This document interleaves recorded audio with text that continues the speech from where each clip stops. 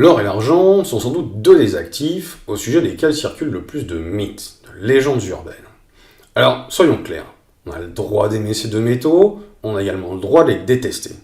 Mais ce n'est pas une raison pour raconter n'importe quoi à leur sujet.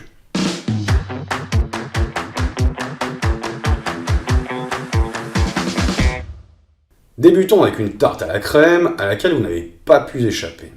L'or protège de l'inflation. Voilà typiquement le genre de sujet vis-à-vis duquel il semble y avoir unanimité. Et pourtant, lorsqu'on analyse la situation en détail, on ne peut qu'y apporter une réponse de normand. En fait, ça dépend. Ça dépend du lieu, donc de la devise dans laquelle on exprime le cours de l'or, mais également de l'époque. Autrement dit, il n'y a pas de vérité universelle et intemporelle à ce sujet. Dans mon livre, j'ai rappelé qu'en France, il n'y a aucune relation significative, à court terme ou à long terme, entre le cours de l'or physique et l'indice des prix à la consommation. La réalité est plus complexe. Comme je l'ai expliqué en vidéo, l'or tend effectivement à bien protéger les investisseurs contre un niveau d'inflation élevé ou très élevé, mais le lien qui unit le cours de l'or et l'inflation tient plus à la tendance de cette dernière qu'à son niveau. Enfin, l'or performe d'autant mieux que l'inflation est à la fois en hausse et élevée. On est donc loin du poncif selon lequel l'or protège de l'inflation, n'est-ce pas ? Un autre mythe très répandu est que l'or conserverait sa valeur sur des durées historiques. Il s'agit de la première et la principale conclusion de The Golden Constant, la constante dorée, le fameux livre du statisticien et professeur retraité Roy Jastram, publié en 1977. Sa thèse est que sur le très très long terme, l'or conserverait un certain pouvoir d'achat, une sorte de prix plancher, en dessous duquel il ne descendrait pas, et qui, à très très long terme, serait lié à l'inflation. Vous voyez par exemple le cas de l'Angleterre et des États-Unis, selon Jastram, et l'auteur qui a prolongé son œuvre. Seulement voilà, comme le rappelait Jeffrey Christian dans une vidéo publiée durant l'été 2020, en réalité, le pouvoir d'achat de l'or n'est ni stable, ni constant dans le temps, et il n'y a par conséquent pas de constante dorée au sens de Jastram. Ce graphique, qui restitue le cas britannique, a été construit sur la base des statistiques réunies par Jastram dans The Golden Constant, puis mis à jour et modifié par le CPM Group, qui a passé ces chiffres en base 2019. Voici ce qu'en dit Christian. Ce qu'on voit ici, c'est qu'au cours de cette période, le prix de l'or a baissé de façon constante en termes de pouvoir d'achat. Son prix nominal est resté ostensiblement le même, mais la quantité de biens et de services qu'une quantité donnée d'or permet d'acheter a diminué. Et si l'on prend pour année de base 2019, alors on voit que le prix de l'or aurait été d'environ 5000 $ l'once en 1700 et qu'il a baissé depuis de manière constante. Le constat est à peu près le même lorsqu'on se penche sur le cas américain. Alors, si vous vous demandez pourquoi Christian n'aboutit pas aux mêmes conclusions que Jastram, je vous renvoie aux critiques méthodologiques énoncées par Pierre-Cyril Hawker, que j'ai abordé dans ces deux articles. Passons à notre troisième mythe. Il existe une cote officielle de l'or en France. C'est en tout cas ce qu'on pourrait penser à la lecture de nombreux médias, y compris le principal quotidien économique et financier de France. Seulement voilà, depuis que le marché de l'or à la Bourse de Paris a été fermé au mois d'août 2004, il n'y a plus de cotation officielle du cours de l'or en France, et encore moins du Napoléon. Et comme il n'existe plus de marché de l'or officiel en France, il y a désormais autant de cotations qu'il y a de négociants. Et ces cotations ne sont en réalité que des tarifs. Pour connaître le cours officiel de l'or sur le marché spot en euros, on doit donc se reporter à la référence occidentale, qui est le fixing réalisé par la London Bullion Market Association, la LBMA. On a donc un cours de l'or officiel qui est fixé 2 fois par jour à Londres, qui est exprimé en once 3, qui est libellé en dollars, et qui ensuite seulement est converti en euros, et dans d'autres devises. Ce qui nous amène à notre quatrième mythe. Absolument tous les grands médias nous parlent du cours de l'or en dollars. Or, de mon point de vue, il faut suivre le cours de l'or dans la devise du pays dans lequel on vit, au sens où on y perçoit la majorité de ses revenus et l'on y fait l'essentiel de ses dépenses. C'est une évidence. Quand vous allez faire vos courses à Intermarché, vous ne réfléchissez pas en dollars. Alors, pourquoi est-ce que ça serait le cas lorsqu'il s'agit d'acheter ou de vendre de l'or ? Si certaines objections surgissent dans votre esprit, alors je vous invite à consulter cette vidéo dans laquelle il n'est pas impossible que vous trouviez une réponse. On en arrive à notre 5e mythe.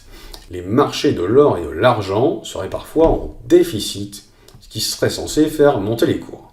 C'est ce qu'on peut lire à tort et à travers lorsque certains analystes ou lobbies anticipent une demande bien plus importante que l'offre, le plus souvent au sujet de l'argent.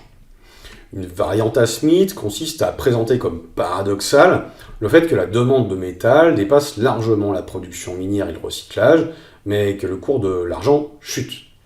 Seulement voilà, l'or comme l'argent sont des métaux qui ont une large composante monétaire et qui sont en partie conservés à cet effet sous diverses formes, pièces, lingots, etc. Il s'ensuit que tout l'or et l'argent du monde constituent une offre potentielle. Il suffit simplement d'y mettre le prix. Il ne peut donc pas y avoir de déficit d'offres sur les marchés de l'or et de l'argent du fait de ce qu'on appelle la demande de réservation pour ces deux métaux. L'approche conventionnelle de l'offre et la demande, qui trouverait par exemple à s'appliquer à l'égard d'un métal comme le cuivre, est inopérante relativement au marché de l'or et de l'argent. Comme je l'ai expliqué dans cette vidéo au sujet de l'argent, il n'y a donc aucune raison pour qu'une demande globale de métal qui augmenterait sous l'effet de la hausse de la demande de pièces et de lingots, et qui créerait ainsi des tensions au niveau de l'offre, soit automatiquement synonyme d'un cours de l'argent en hausse. Et inversement, on a connu des années où le marché était très excédentaire, avec tous les guillemets du monde, comme par exemple 2009 et 2010, et durant lesquels le cours de l'argent a pourtant explosé à la hausse. Sans parler du fait que le marché de l'argent est très largement dominé par l'argent papier. Pour reprendre la formule de Stoffer-Levallois, nous vivons toujours à une époque de financiarisation aberrante, où c'est la spéculation à effet de levier sur du métal non alloué qui détermine le cours. Bref, oubliez les histoires de déficit d'offres quand il s'agit d'or ou d'argent. Notre 6e mythe est connexe au précédent. Il s'agit de l'assertion selon laquelle le pic de production d'or va faire exploser le cours de l'or. Le raisonnement est le suivant. La quantité disponible d'or sur Terre étant finie, le cours de l'or serait voué à augmenter au fur et à mesure qu'il se fera plus rare sous Terre. C'est loin d'être exact, car même s'il devait s'avérer que le pic de production d'or a bien été atteint en 2018, comme l'avait annoncé Pierre Lassonde, la légende canadienne de l'industrie minière, la conséquence n'en serait pas une explosion du cours de l'or. En effet, comme l'ont expliqué Stoffer-Levallois dans leur rapport Ingalls Trust 2018, le pic de l'or est une perspective réaliste en raison d'une pénurie de dépenses d'exploration, mais elle affectera principalement les activités de fusion-acquisition au sein du secteur, plutôt que le cours de l'or. En effet, le ratio stock-flux extrêmement élevé du métal garantit que les baisses de production soient compensées par le vaste stock de lingots. En d'autres termes, la demande de réservation se transformera progressivement en offre, ce qui ralentira la hausse des cours. Clôturons ce panorama avec ce qui est sans doute mon mythe préféré. Contre toute attente, le cours de l'or baisse malgré la chute des actions. C'est ce qu'on pouvait lire en substance sur le site des Échos le 18 mars 2020, alors que les bourses mondiales étaient en pleine déconfiture. Seulement voilà, pour ceux qui s'intéressent de près à l'or, cette réaction du métal n'avait rien d'une surprise, elle était même attendue. Il est de notoriété publique que, lors des chutes sévères sur les marchés actions, prix de cours, les intervenants piochent dans leurs actifs liquides pour couvrir les appels de marge. Pour maintenir leur portefeuille à flot, les investisseurs vendent tout ce qui rencontre une offre. Ainsi, de la liquidité de l'or découlent ses propres corrections lors des fortes baisses sur les marchés financiers. C'est le revers de la médaille de sa nature de potion de vie, comme dans les jeux vidéo, qui est régulièrement utilisé par les intervenants lors des corrections sur les marchés actions.